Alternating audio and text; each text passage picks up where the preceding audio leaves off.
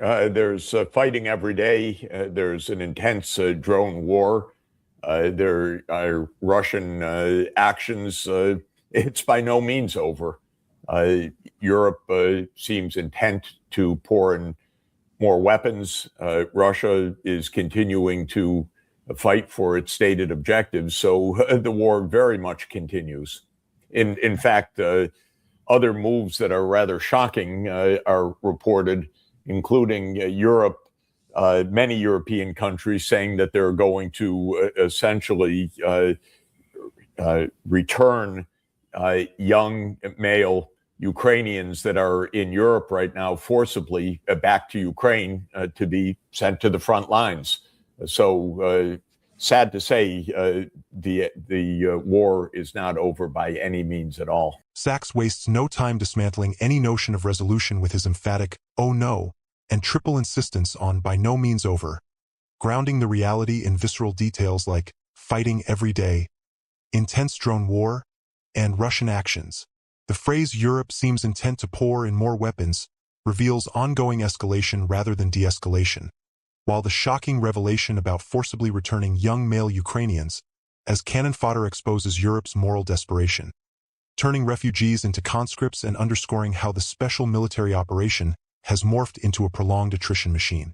This segment humanizes the abstract war by focusing on the human cost, forced repatriation, and strategic stalemate, proving that media narratives of victory or endgame are illusions when daily combat and external meddling persist. Takeaway: wars don't end just because the headlines fade. Daily drone strikes and forced conscription prove this conflict remains brutally alive. What if the war everyone forgot is still devouring lives daily? No, by no means have they recognized that. They seem intent, and I'm talking about a few of the key leaders, definitely the European Commission, I'd say probably Macron, Starmer, Merz, although he's a little bit more ambiguous about this, that they want to create a new line which separates Russia from Europe. We had the Iron Curtain, so-called, during the Cold War. Now they've moved it to the east. They want Russia to be separated. So they have broken trade relations. They've broken physical infrastructure links. They have broken the mutual trade with energy coming from Russia to Europe, and European manufactured goods being exported to Russia. Those links are broken, and there is absolutely no sense of almost any European leader that they want to restore that. Now, to my mind, this is all tragic, completely self-defeating. The reality that you stated is the overwhelming one. Russia's there. It's big. It's part of Europe. At least the geographers say up to the Ural Mountains are in Europe. The interconnections that go back 1,000 years, the trade, the finance, the cultural interdependence are all real. But a number of European countries, and goaded by the Baltic states and by Poland, have taken an extraordinarily ideological hard line against Russia to the great detriment of Europe. I think it's important to understand Europe is a very densely populated area, relatively light on natural resources. Russia is a huge area, relatively sparsely populated and rich in natural resources. That means, from an economic point of view, that Europe and Russia are naturally complementary, that they would naturally trade with each other. And they have for hundreds of years. Europe decided to break that in an ideological position. So what Russia has done is to reorient towards another densely populated region with low natural resources, and that's China. That's also a complementary fit. Russia and China economically fit together just perfectly. So the Europe-Russia economic connection, which was very mutually beneficial, has been sundered. The Russia-China economic relationship was the result. That's also naturally mutually beneficial. What Europe and the United States have done is to solidify a very strong Eurasian group that is not interested in United States and European hegemony. That is Russia and China, and many countries that neighbor them in Central Asia and in Southeast Asia and so forth. And this is basically the new world economy taking shape. And so that's a long-winded answer to your question. Of course, Europe and Russia should live together. Russia is actually part of Europe geographically and in every other way. But the European leaders have made, in my view, a dreadful mistake. Is peaceful coexistence even probable? Well, it's either peaceful coexistence or they blow each other up. So in some sense, it's not really a choice. It's a necessity. But at an ideological level, it's perfectly possible to have a Russophobic, hateful Europe that is constantly blaming Russia for every ill, overlooking every sin that Europe and the United States commit. And this is the big mistake in the world. I often point to the Gospels. I have to say, when Jesus famously says, "Why do you point to the mote in the other eye when you have a plank in your own eye?" Right. I regard that as good foreign policy advice as well. Why do we do nothing but berate Russia? Oh, you're so evil, you're so evil. But then neglect completely the own behavior, the aggressive behavior, the overthrow of governments, the support for genocides, as if we're pure, they're evil, therefore we should break all connections and all relations. That's the approach we take, heavily moralizing, heavily naive, heavily biased, and self-defeating. And Sachs repeated by no means echoes his earlier bluntness, rejecting any elite awakening while pinpointing specific culprits like the European Commission, Macron, Starmer, and the Baltic states and Poland, driving an extraordinarily ideological hard line. The metaphor of create a new line which separates, explicitly compared to the Iron Curtain, illustrates deliberate division, with broken trade relations, physical infrastructure links, and mutual trade with energy, revealing the tangible self-harm. His economic analysis, Europe, densely populated and relatively light on natural resources versus Russia's huge area and abundance, logically proves they are naturally complementary. A relationship that have for hundreds of years benefited both, now sundered purely by ideology.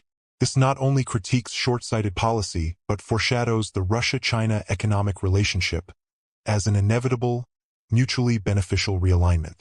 Takeaway: cutting natural economic partnerships for ideology doesn't weaken the target. It creates stronger rival alliances and impoverishes the cutter. If you're finding this insightful, follow right now for more unfiltered truth. Hit subscribe and the bell. What if peaceful coexistence isn't optional? It's the only alternative to mutual destruction. I don't think anything the U.S. and Israel do shock anyone that has eyes open. U.S. foreign policy is without principle. It's based on violence. It's based on regime change. It's based on lying and deceits. But the explanation is, anything else is just niceties. So the U.S. behaves as if it's all powerful and can do what it wants. I don't think the Russians are naive to that. What I do find, I have to say, is the Iranians are a little bit shocked. Maybe they're not as experienced with the U.S. Duplicity and treachery as the Russians are. The Russians have been at this since 1945. The Russians have faced the CIA, have faced regime change operations, have faced color revolutions, have faced all sorts of U.S. Unilateral sanctions, all sorts of U.S. double standards for 80 years. With the Iranians, they keep coming back and saying, oh, just be fair, be nice. And then the U.S. bombs and assassinates the negotiators each time. So the Iranians don't quite get it, how the U.S. behaves. But the U.S. behavior is basically our way or the highway, and we'll kill you if you don't like it. And if you sit down especially to negotiate with us, then we know precisely how to kill you. That's the American way of foreign policy right now. Sachs' dismissal of shock among Russians, anyone that has eyes open, contrasts sharply with Iranian naivety, rooted in decades of facing CIA, regime change operations, color revolutions, unilateral sanctions, and double standards since 1945. The core indictment, U.S. foreign policy is without principle, based on violence, regime change, lying, and deceits, is crystallized in the blunt, our way or the highway and will kill you if you don't like it, which captures the arrogance of power. He notes the pattern of assassinating the negotiators each time, portraying negotiations as traps, and highlights how Iranians still hope for just be fair, be nice despite repeated betrayals. This segment connects historical continuity to present treachery, portraying U.S. actions as predictable imperialism rather than isolated incidents. Takeaway: decades of regime change violence make U.S. negotiations a deadly charade. Experience proves it. If you're finding this insightful, follow right now for more unfiltered truth. Hit subscribe and the bell.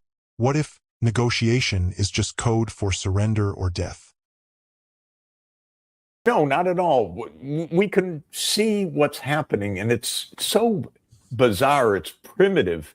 None of us would behave this way. It's only the arrogance of power that has the United States behaving the way it does. But let's just recap for the last couple of weeks. A ceasefire was reached. It was clear what it meant. All shooting should stop. Israel should stop its attacks in Lebanon. The United States and Israel should stop bombing Iran. Iran would stop retaliating with its strikes in the Gulf and against Israel. That's what a ceasefire is. As soon as that happened, Israel carpet bombed Beirut. And the Iranians said, we have a ceasefire. And the Americans said, no, it doesn't cover Lebanon. And then the Pakistani mediator says, excuse me, it does cover Lebanon. So when the attacks on Lebanon continued, then the Iranians said, well, look, we don't have a ceasefire. We closed the straits. Then Trump says, okay, we blockade Iran. Then apparently Trump said to Netanyahu, stop the attack so we can get back to the ceasefire. So Israel, after massive killing of innocent people, bombing of Beirut, stopped the bombing. Then the Iranians said, okay, we'll open the straits. Then Trump says, but we're going to keep the blockade anyway. Unbelievable. Unbelievable. What is that? That's no principle. That's just American vulgar arrogance is all it is. And so things broke down because the United States can't keep any deal for more than a minute because the mindset of the United States is, why should we be talking with them? We are the United States. They need to surrender. That's all. It's simple. All the rest is a charade. And so what's happened now is that the United States has kept the blockade, and it attacked, it seems, I don't know the details, because it just happened within hours, and I haven't seen an authoritative account, but it attacked or boarded an Iranian vessel. So it opened fire, apparently. But in any event, it used its the military to enforce this blockade. And then it says, negotiate with us. Well, what's the negotiation? And incidentally, the whole point of the ceasefire was that Trump wrote, well, the Iranian 10-point plan is a good basis for negotiation. And then the United States hasn't mentioned that one more time, because what Trump said then is meaningless. The next moment you say something else, because you're the United States of America, you don't have to take seriously anybody else. And the Speaker of the Iranian parliament, of course, famously tweeted that Trump lied 7 times in his post by making statements about what the Iranians would do. This is, mind play of a side that regards the other side as nothing. And the whole idea of the United States is to dictate, to take over Iran. And interestingly, Trump made a very telling statement that hasn't been properly understood. He said that he's done what the last 7 presidents for the last 47 years have failed to do. He's taken on Iran. Interesting statement. 47 years ago is when Iran broke free from the American imperial rule. The United States had established Iran as a kind of colony in 1953. It overthrew a government and then put Iran under a police state, which the U.S. backed. That was the police state of the Shah of Iran. In 1979, the Iranians had a revolution and broke free of American control. So Trump says he's just regaining the control from 47 years ago. He's not saying, oh, the Iranians didn't agree last month or the nuclear issue. Those weren't on the table 47 years ago. In Trump's mind, he's solving a problem from 47 years ago, not any of the specific issues that are purportedly on the table. The only issue that's really on the table from the U.S. point of view is the idea that Iran had the nerve to break free of the American empire. That's what's on the table. We had Iran under our control from 1953 to 1979. And then they had the audacity to break free. And Trump is going to fix that because he says no president since 1979 has been ready to take that on. Not about the nuclear issues, which didn't exist then, not about any of the other issues. It's basically a matter of raw power. The play-by-play of bad faith. Ceasefire, redefined on the fly. No, it doesn't cover Lebanon. Carpet-bombed Beirut. Contradictory blockade enforcement. And flip-flops like, stop the attack, followed by, keep the blockade anyway. Exposes unbelievable arrogance, with phrases like, primitive and vulgar arrogance, stripping diplomatic veneer. Trump's 47 years admission reframes the conflict as imperial revanche, post-1979 revolution ending the U.S.-backed police state of the Shah, installed in the 1953 coup, not nuclear or current issues. Sachs' analysis that the only issue is the idea that Iran had the nerve to break free reveals the raw power dynamic. Independence itself is the unforgivable crime, making all talks a charade for domination. Takeaway. Ceasefires mean nothing when one side views independence as an unforgivable crime. Raw power, not principles, rules. What if the war is really about punishing a nation for daring to be free? I think, no. I think that they want another round of this. I think we're going back to a hot war, and perhaps even more destructive than the war that has killed thousands of people in recent weeks. War has become almost literally a video game for the people in power right now. They don't care about the lives lost. There hasn't been one nanosecond in the United States where any single American politician much less the President of the United States or our mindless Secretary of War, expressed any sadness over killing the schoolgirls on the first day. By the way, targeted by all accounts by Palantir, which I have not heard an apology for their mass murder from their AI program. So what we have is video games. For them, killing people, that's what you do. You're a great power. We have great AI systems we have to test. We have to test our drones. We have to test our targeting systems, Anduril with all its insider investors, and Palantir, and all the role that these warmongers play inside the White House. It's a video game for them. So I doubt that it's at an end, except if Iran capitulates, which I don't think it's going to do. Sachs skepticism, I'm guessing, they want another round, predicts escalation despite no regime change or degrading of proxies, framing war as detached entertainment, almost literally a video game where leaders test great AI systems, drones, and targeting systems via companies like Anduril and Palantir. The absence of 1 nanosecond of remorse, especially over schoolgirls targeted on day one, paired with no one bemoans the deaths, no one bemoans the vulgarity, and no one bemoans the lies, illustrates total moral collapse.